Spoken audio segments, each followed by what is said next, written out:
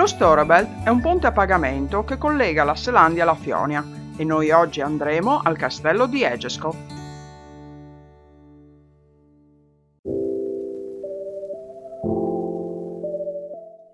Il nome Egeskov significa foresta di querce, perché a metà del 1500 questo castello è stato costruito utilizzando come fondamenta migliaia di tronchi di quercia.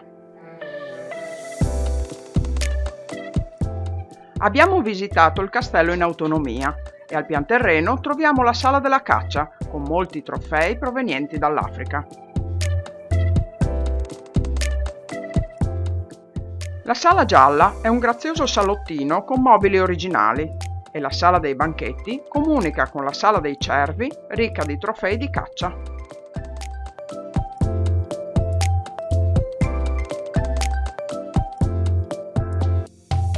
Entrando in una stanza siamo rimasti molto colpiti dal Titania, una casa delle bambole in miniatura completata nel 1922 da Sir Wilkinson, dopo 15 anni di lavoro per sua figlia Gwendalina. È composta da più di 3.000 pezzi e nel soggiorno si può vedere anche il più piccolo organo funzionante al mondo. Oggi questa casetta è di proprietà della Fondazione Lego, che la lascia in mostra al castello.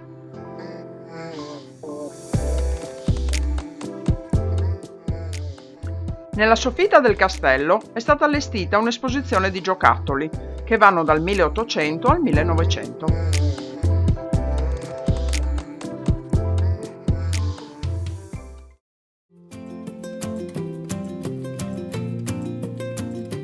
Dal 1992 il proprietario del castello è Michael Ville.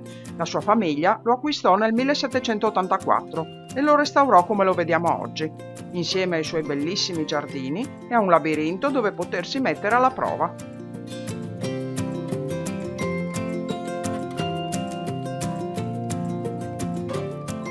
Intorno al castello, gli edifici che un tempo erano le stalle, oggi ospitano varie esposizioni, tra cui una di vecchie automobili restaurate, tra cui troviamo anche un fantastico camper d'epoca.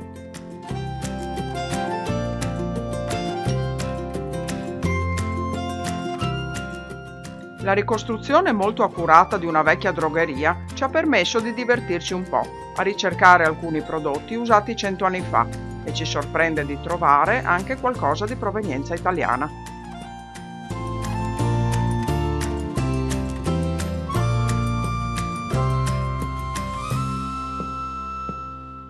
Un'altra esposizione ci riporta indietro nel tempo, con biciclette, carrozze e abiti del 1860 al 1910.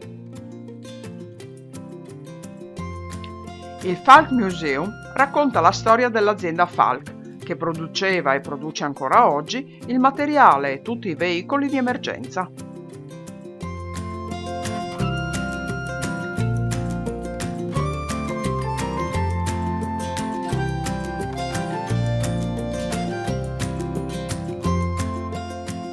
Lo splendido parco intorno al castello permette alle famiglie di trascorrere una domenica in tranquillità e divertimento.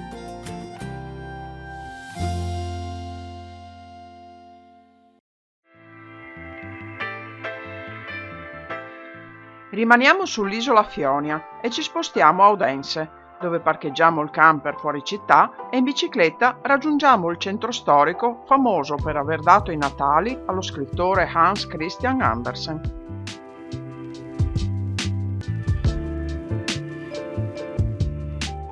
La Sirenetta, Pollicino, il brutto Natroccolo sono fiabe che anche crescendo non si dimentica.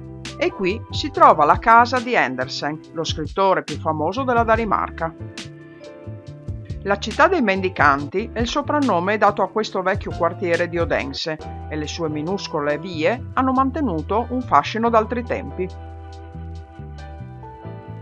In un piccolo negozio di souvenir natalizi abbiamo acquistato una decorazione danese per il nostro albero di Natale.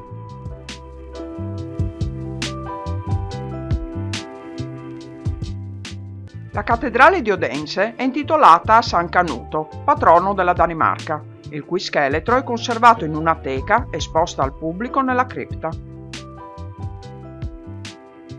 Il trittico dorato del 1500 è alto 5 metri e vi sono intarsiate quasi 300 figure. Nella cripta sono conservati gli scheletri di Re Canuto e del fratello, vissuti alla fine dell'anno 1000, e i loro resti sono stati ritrovati alla fine del 1800 durante il restauro della cattedrale.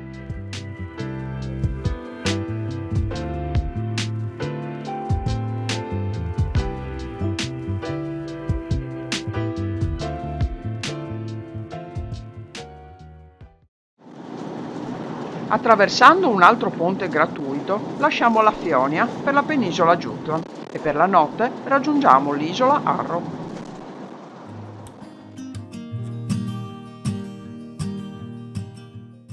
La strada per arrivare ci ha messi un po' in difficoltà, ma siamo stati ripagati da un posto tranquillo sul mare che abbiamo apprezzato molto.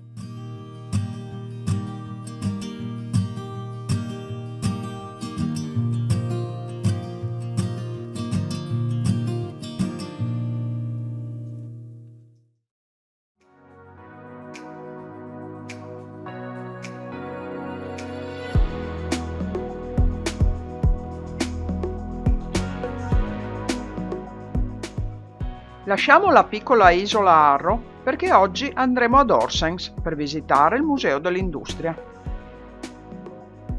La prima sala è dedicata ai motori di fabbricazione danese dal 1800 al 1950 e al centro un enorme motore a vapore che forniva energia ad un intero ospedale che possiamo vedere in funzione.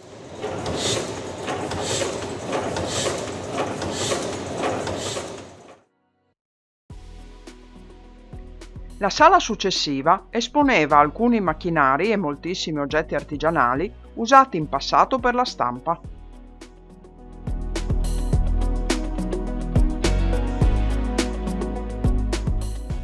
Nel cortile del museo troviamo un autobus adibito a banca e pensiamo che potrebbe essere comodo anche oggi per raggiungere i piccoli paesi lontano dalla città.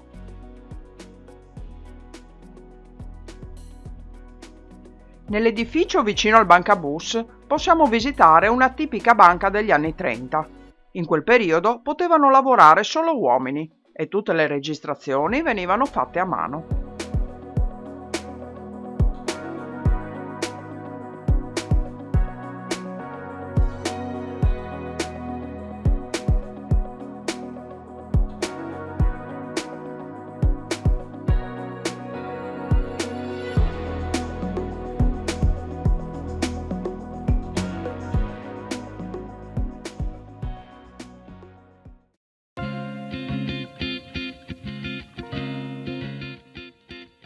Riprendiamo la strada per andare verso il nord dello Jutland e ci fermiamo al campeggio di Horus.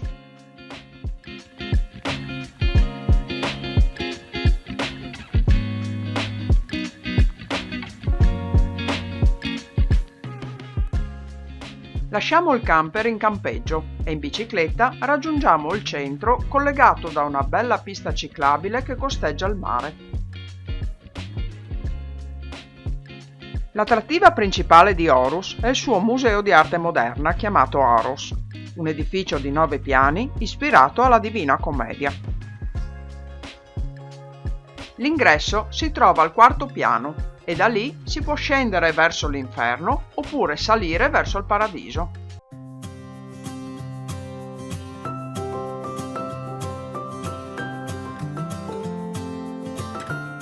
Naturalmente, ognuno dei 9 piani ha molte sale espositive di arte moderna, ma anche opere di artisti danesi del 1900.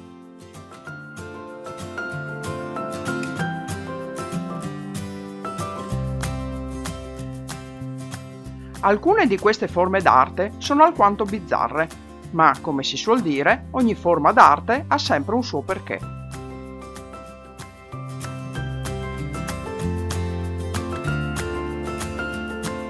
Sopra il 9º piano è stato installato Your Rainbow Panorama, uno spazio circolare con le vetrate colorate per ammirare il panorama della città a colori.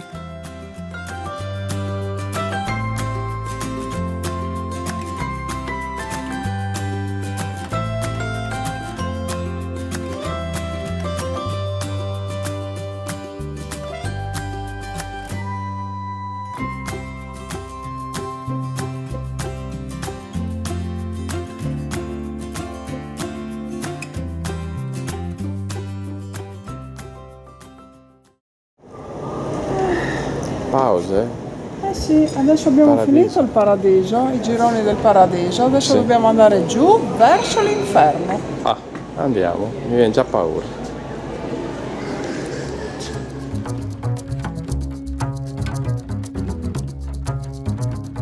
Lungo la discesa verso i piani più bassi troviamo varie stanze considerate delle opere d'arte, che ci hanno sorpreso davvero molto. Ci hanno messo in questa specie di luce. Ma c'è un odore pazzesco. Sì, ma deve essere... Ma non è che vai tanto lontano. Esci fuori qua, subito. Ma non si respira neanche. Sì, deve essere quello che fanno il fumogeno.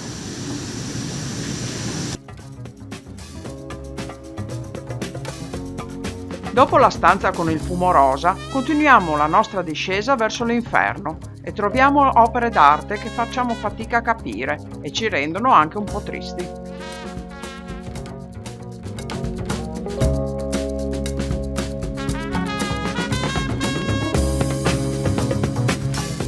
Alla fine della nostra visita troviamo al pian terreno Boy, un'opera alta 5 metri realizzata da un artista australiano che ci sorprende per la bellezza dei suoi particolari.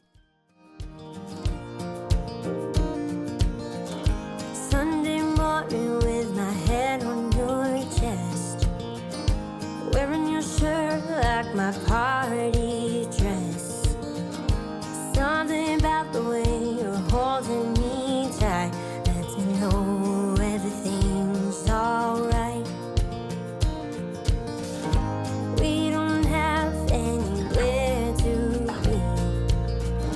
Right here we got. Il centro di Aarhus, seconda città della Danimarca, è molto carino e la Domkirke è famosa per essere la chiesa più lunga della Danimarca con la sua navata di 100 metri. Un tempo la chiesa aveva molti affreschi che illustravano le storie della Bibbia per i contadini analfabeti. Dopo la riforma del 1500 gli affreschi furono ricoperti con la calce, ma negli ultimi anni un grosso lavoro di restauro li sta riportando alla luce. Let's be lazy, baby. Everyone calls, but we don't pick.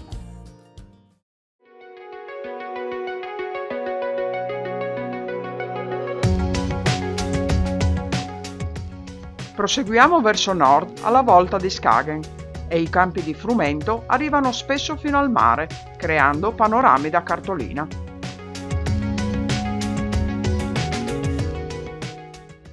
Arrivati a Grenen, la punta più a nord della Danimarca, lasciamo il camper nell'area di sosta e ci dirigiamo verso la spiaggia per vedere con i nostri occhi dove si incontrano i due mari. Per chi non vuole camminare, il Sandormen porta i turisti fino all'estremo nord, ancora per 3 chilometri.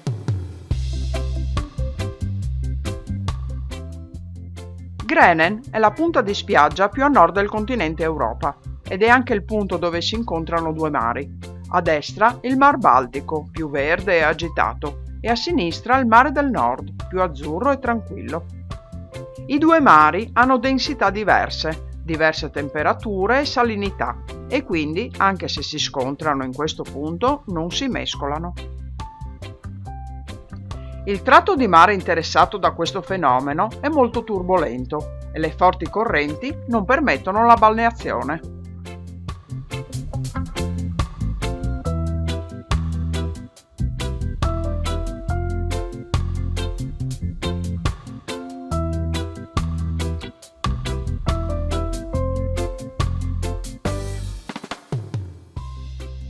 Per stanotte ci fermeremo qui e domani riprenderemo la strada verso il sud dello Jutland, alla ricerca di altri tesori danesi che potrete vedere nel prossimo episodio.